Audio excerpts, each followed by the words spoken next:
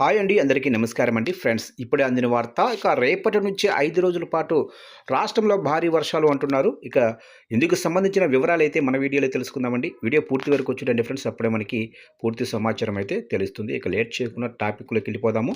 ఇక తెలంగాణ రాష్ట్రంలో గత 2 రోజుల నుంచి వర్షాలు విస్తారంగా కురుస్తున్నాయి. ఇప్పటికే అనేక చోట్ల వాగులు, వంకలు పొంగి పొర్లుతున్నాయి. రాష్ట్రంలో మొన్నటి వరకు కూడా వర్షాభావ పరిస్థితులు ఉండగా ప్రస్తుతం వాతావరణం ఒక్కసారిగా మారిపోయింది. ఇక తెలంగాణ రాష్ట్రంలో అనేక జిల్లాల్లో భారీ వర్షాలు కురుస్తుండగా హైదరాబాద్లో కూడా అనేక ప్రాంతాల్లో భారీ వర్షాన్ని చూస్తున్నాయి. ఇక రానున్న 5 రోజులు కూడా భారీ నుంచి అతి భారీ వర్షాలు అంటున్నారు. రాష్ట్రంలో రానున్న 5 రోజుల పాటు భారీ నుంచి అతి భారీ వర్షాలు కురిసే అవకాశం అయితే ఉన్న నేపథ్యంలో జిల్లా యంత్రాంగం పూర్తి స్థాయిలో అప్రమత్తంగా ఉండాలని ప్రభుత్వ ప్రధాన కార్యదర్శి సంజయ్ జాజు ఆదేశించారు.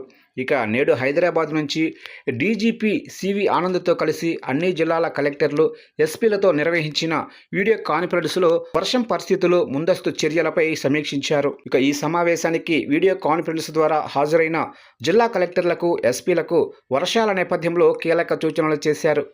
ఈ సందర్భంగా ప్రభుత్వ ప్రధాన కార్యదర్శి సంజయ్ జాజు మాట్లాడుతూ వర్షాలు, వరదల కారణంగా ప్రాణ నష్టం జరగకుండా చూడటమే ప్రభుత్వ ప్రధాన లక్ష్యమని పేర్కొన్నారు.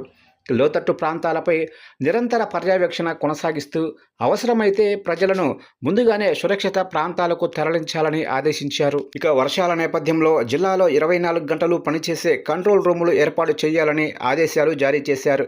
ఇక ఎన్డీఆర్ఎఫ్, ఎస్డీఆర్ఎఫ్ బృందాలు, పడవలు, అలాగనే జేసీబీలు, తదితర సహాయక సామాగ్రిని సిద్ధంగా ఉంచాలని సూచించారు.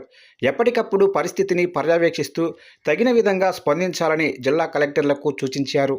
ఇక డీజీపీ సివి ఆనంద్ మాట్లాడుతూ పోలీస్ శాఖ పూర్తి స్థాయిలో అప్రమత్తంగా ఉందని, రాష్ట్ర వ్యాప్తంగా ఎస్డీఆర్ఎఫ్, ఎన్డీఆర్ఎఫ్ బృందాలను సిద్ధంగా ఉంచినట్లు తెలిపారు.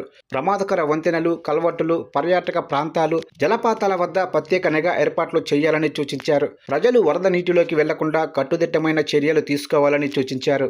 ప్రజలను అలర్ట్ చేస్తూ ప్రాణ నష్టం జరగకుండా వర్షాల సమయంలో జాగ్రత్త వహించాలన్నారు.